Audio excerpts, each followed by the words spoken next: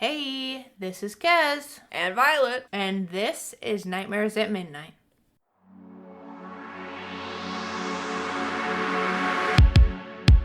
Do I look abominable to you? We all go a little mad sometimes. I see dead people. He's alive! Congratulations, you are still alive. What's the boogeyman? As a matter of fact, it was. Meanwhile, Whatever you do, don't fall asleep. I'm your number one fan. There's nothing to worry about. You're gonna be just fine. I'll take good care of you. I'm your number one fan.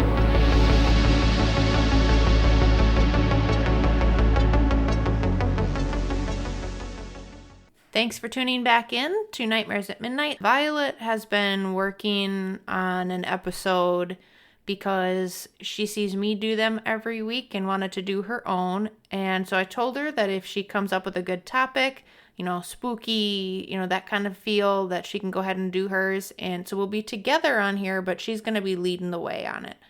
So it's going to be just a little bit different. We're not sticking with the 50 State series for this one, but we'll go back to that after this episode. Okay, so for this mini episode, we are going to be doing Kujisake Anna, more known as the Slitmouth woman in Japan.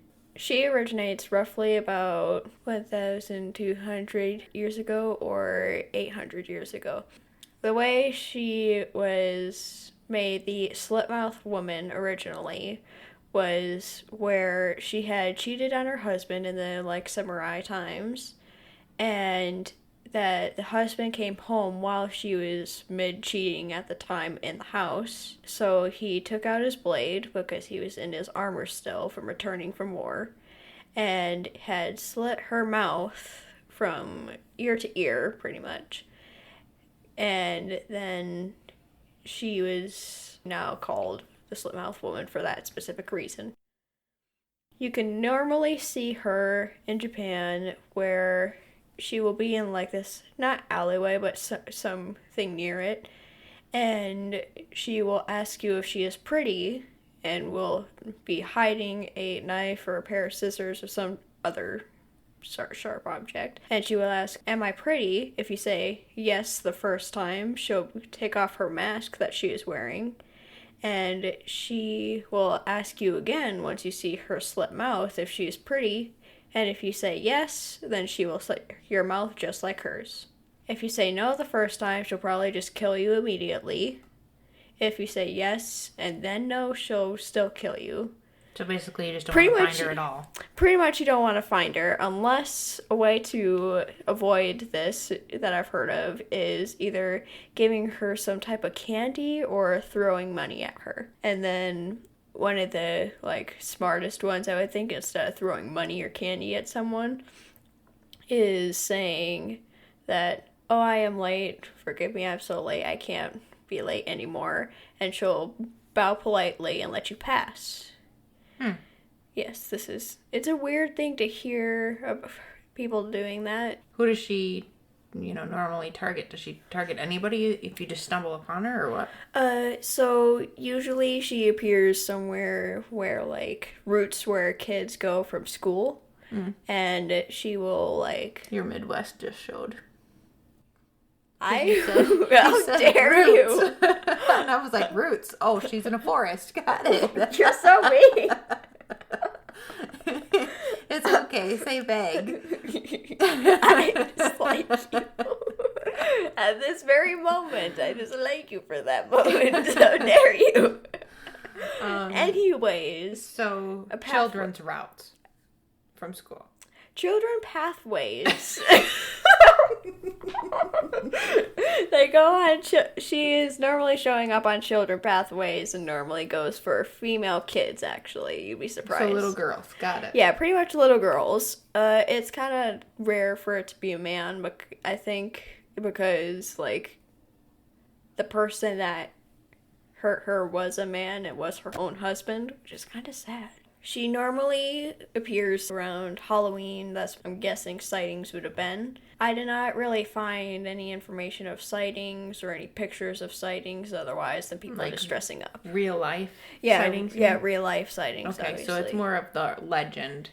Yeah, So it's more of like people haven't really seen it but still believe it type ordeal. Okay. And how did you stumble upon this? Well, because I like spooky stuff like that and weird things, because I was researching random stuff and I just got curious and wanted to make an episode out of it. Okay. So how I picture her to look is kind of like... The Ring? Okay, we can go with her, yeah. She's pretty similar to that, long hair. Have you seen The Ring? No. Okay, good. No, I definitely haven't. No, I definitely have not seen The Ring, and I don't think I want to. That one traumatized me. I saw it the first time when I was your age, and that one was scary. I'm lucky you. And The Grudge.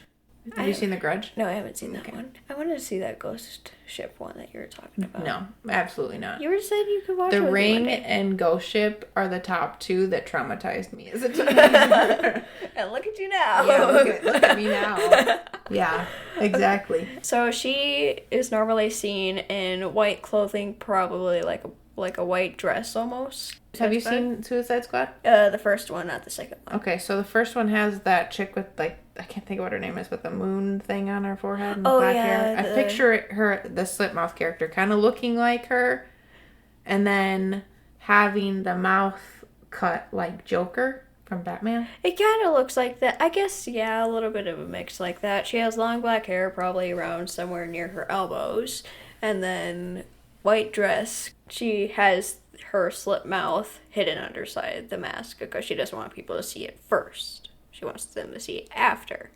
Another thing is that she'll let you pass after you say yes 2 times, but then later at night she'll just come inside your house and kill you there while you're asleep. Okay. Is there movies or anything that you know of about her, or books or anything? So there is one movie that I saw is literally called Slitmouth, and Wait, I'm sorry, you said movie? yeah, Okay. movie. Yeah, pretty much a movie. And I didn't see the trailer, but I saw some pictures, and I'm like, it doesn't seem like the actual legend anymore. It just seems different, more like, because it showed a picture of where she's on the ceiling, holding onto the ceiling above the person. So Well, I mean, it's movie magic, so it's supposed to make it more scary. Well, it didn't seem scary. It wasn't even in the alleyway. Weird. It just seemed. Oh, you're one of those people that if there's an urban legend, that it needs to kind of stick to the history of it, not. I guess a little bit, because it's kind of like the Bunny Man. He is supposed to be under the bridge, not in your house. Just in case you're wondering what she's talking about, that episode was the end of right before we went dark. So Easter special. yeah, an Easter special. You can check back on our website and listen to that episode if you'd like. Right. So what else would you like to incorporate or say about it? I think if I came across her, I'd probably do the I'm late one, because I would just make an excuse that I'm late to like a job or something, depending on my age. Realistically, you probably are late anyways, but... Oh, wow. It's because you're always on time, so I gotta be the opposite. That's it.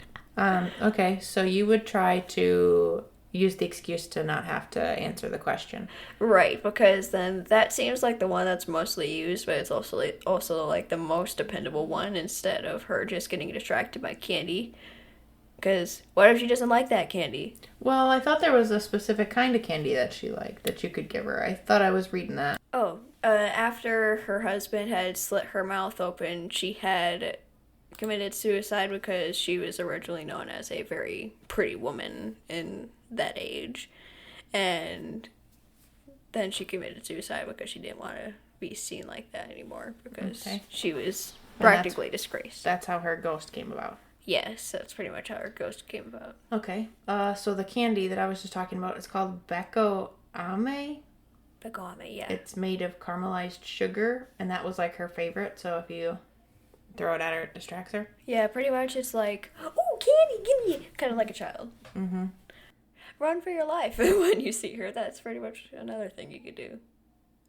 I'm not sure how fast she is. I didn't say that. So she was on another podcast that they talked about. Yokai Horrors of Japan. Well, that's the episode name. Astonishing Legends is the other podcast that it was on, so you can listen to it there as well. I haven't listened to their version, but that's another one that I know that she's on for sure.